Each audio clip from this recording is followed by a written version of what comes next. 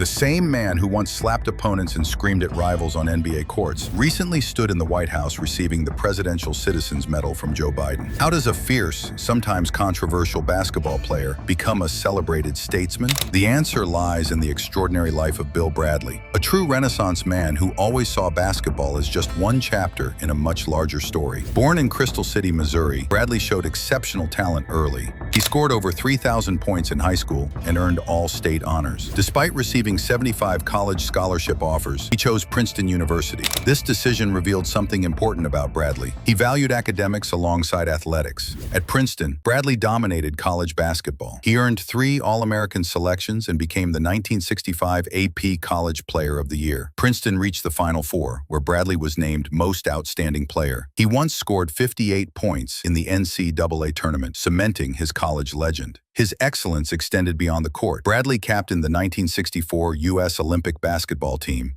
contributing to their gold medal victory. After graduating from Princeton in 1965, he made another unconventional choice. He deferred his NBA career to accept a Rhodes Scholarship to Oxford University. At Oxford, Bradley studied philosophy, economics, and politics. During this time, he also played professionally for Olimpia Milano in Europe. His team won the EuroLeague championship in 1966. This path was unusual for a top basketball prospect. Bradley finally joined the New York Knicks in 1967. His delayed entry met with skepticism from fans. Some reportedly threw coins and trash at him during games. He began as a guard, but struggled with the position's speed requirements. He then successfully transitioned to forward, finding his proper role. Bradley's NBA career presents a fascinating contradiction. Over 742 regular season games, he averaged 12.4 points, 3.2 rebounds, and 3.4 assists per game. His best scoring season came in 1972-73, when he averaged 16.1 points per game. He was never considered an outstanding one-on-one player. He wasn't consistently an all-star, earning the honor just once in 1973. Within the Knicks' offensive scheme, he often ranked as the 4th or 5th scoring option. More concerning were his shooting efficiency issues. He averaged only 2.2 free throw attempts per game, which was considered a significant flaw in his offensive game. Some advanced statistical analyses suggest he was a below-average player for his career, though slightly above average during his prime years. When compared to peers like Julius Erving, Billy Cunningham, and John Havlicek, Bradley's numbers fall short, but statistics only tell part of Bradley's story.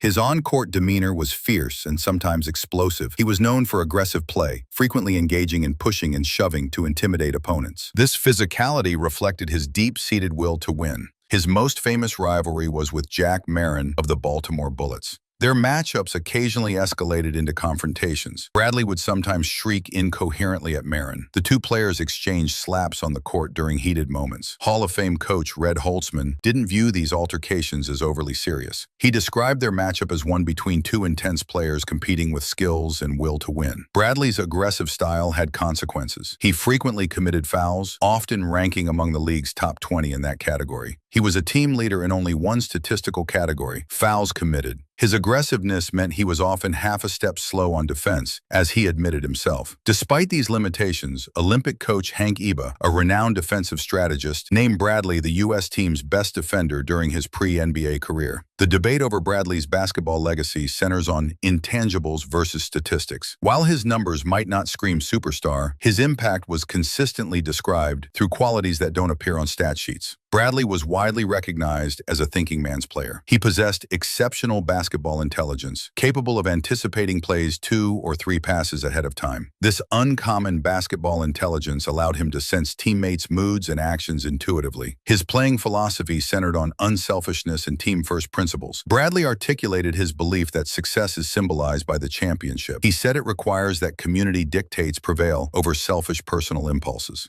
He famously stated that an exceptional player is simply 1 point on a 5-pointed star. Traditional statistics can never explain the remarkable range of human interaction that takes place on a successful pro team. This perspective was evident in his preference to pass, rather than always look for his own shot. His passing ability was frequently highlighted as stunning, a dazzling blend of instinct and peripheral vision. He excelled at identifying imbalances in opponents' defense and delivering the ball precisely to the open man. Beyond court vision, Bradley was known for rigorous discipline and work ethic. He often engaged in hours of self-practice on shooting and footwork. This commitment was described as Calvinistic self-discipline. The Knicks of Bradley's era were renowned for their distinctive style. They emphasized discipline, aggressive defense, and team-first principles. Bradley's role within this championship-winning framework was pivotal. His value resided not merely in individual skills, but in his exceptional ability to fit within and enhance this structure.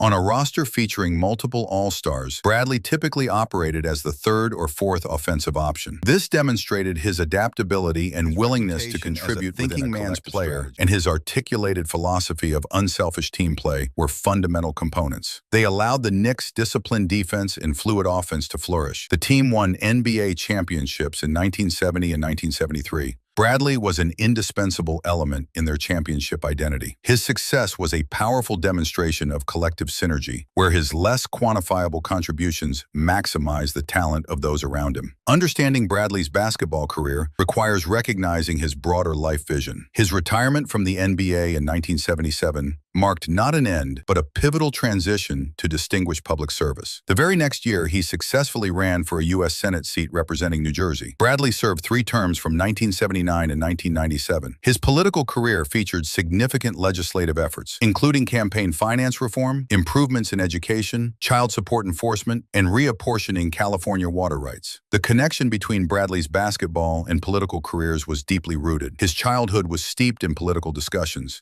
His choice of Princeton was influenced by its reputation for preparing students for government work. His Rhodes Scholarship focused on philosophy, economics, and politics. Most tellingly, his Rhodes application explicitly stated his desire to best serve mankind as a politician. Even during his NBA career, Bradley consciously leveraged his basketball fame to engage with social and political issues. He met with journalists, government officials, and activists. He gained practical experience working as an assistant to the director of the Office of Economic Opportunity. Congressman Mo Udall, himself a former professional basketball player, advised Bradley that professional sports could serve as preparation for a political Bradley career. Continued shaping public discourse as an author. He penned 7 New York Times best-selling books on politics and economics. He also hosted the radio show American Voices, further solidifying his role as a public intellectual. This consistent pursuit of intellectual and public engagement demonstrates that basketball was never merely a stepping stone. It was a platform he consciously utilized to advance broader societal interests. Today, at over 80, Bradley's legacy continues to grow. His recent recognition with the Presidential Citizens Medal from Joe Biden represents the ultimate validation of a life dedicated to service. The medal honors individuals who have performed exemplary deeds of service for their country or fellow citizens. The ongoing discussion about whether Bradley was overrated often reflects retrospective judgment. It's heavily influenced by applying modern statistical metrics to a different era of basketball. His post-NBA fame naturally invited greater scrutiny of his athletic past, leading some to overlook contextual nuances of his playing style and team-centric success. Ultimately, Bill Bradley's enduring impact stems from his unique ability to excel at the highest levels of both sports and politics. He embodies a rare blend of athletic talent, intellectual depth, and deep commitment to public service.